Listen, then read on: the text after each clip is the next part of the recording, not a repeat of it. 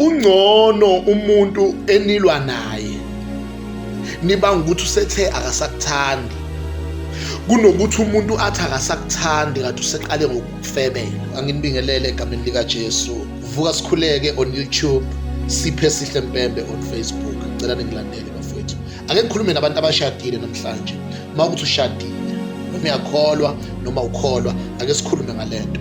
Lento ngizokhuluma ngayo ngoba ngiyabaza ubuhlungu bayo. Uma umuntu ungasamthandi, ngcono umtshele kunokuthi umfebele bese umtshela usumfebelile ukuthi ungasamthandi. Angiphinde futhi. Ungcono umuntu enilwa naye nibanga ukuthi usethe akasakuthandi kunokuthi umuntu athi akasakuthandi kade useqale ngokufebela.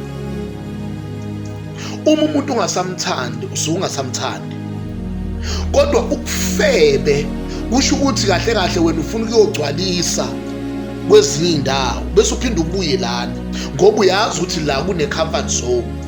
Laphana ngaphandle into yakhona ayigarantiwe ngoba there is no commitment, there is no covenant. Kodwa ke manje ke ngifuna ukukhuza lento ethi uma umuntu esebanjiwe ukuthi ke usefebile bese veza izizathu sokuthi vele bengingasakuthandi, lo muntu loyo usuke eqamba amanga. Ngcono umuntu akutshele engakathathi action. Ungcono umuntu osekufebele ngoba esekutshelile ukuthi akasakuthandi walwela ukuthi akahlale ngenkani, kunomuntu oqale ngokufeba wathi usumbambile waseveza isizathu sokuthi akasakuthandi.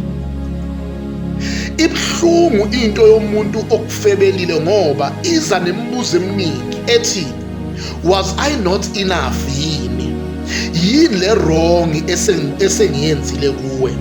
Yikuphi lokhu engingasakwenzi kahle? Zonke lezo zinto lezo umuntu mayeke wafetshelwa mningi imicabango ezayo la engqondweni yakhe. Ucabanga nendlela okade niphila ngayo nalo muntu wakho.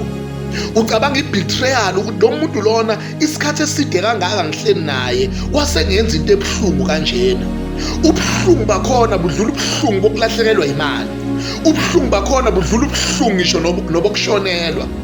Ubuhlungu bakhona ngendlela obuhlungu ngayo, ubuhlungu ongazi ukuthi bungalapha ubani, bulashwe kanjani.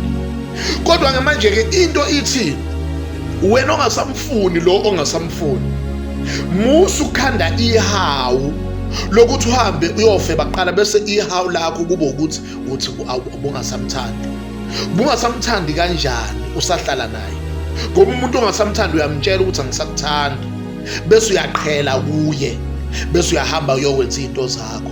Awuqali ngokwenza izinto zakho mawusubanjiwe bese ubuzwa kuthiwa ukwenzeleni lo bese uthi ukwenze ngoba umuntu ungasamthandi. Awuhambanga ngani kuqala?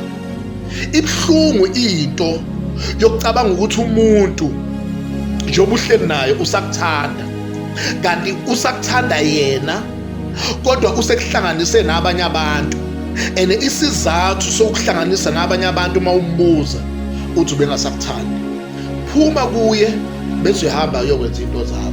Musukuthi uhleli kuye bese wenza izinto zakho. Ibhlungu leyana, ipain yakhona ayichazeki ipain yokuthi umuntu angakuthandi kodwa aqhubeka ahlale nawe bese yakona enza izinto ezirong ngaphandle. Kanti ungcono umuntu ophuma ngaphandle esephuma unomphela ngoba kuyothi noma kubuhlungu kodwa wazi cha lo muntu ukutshelile ukuthi akasakuthandi.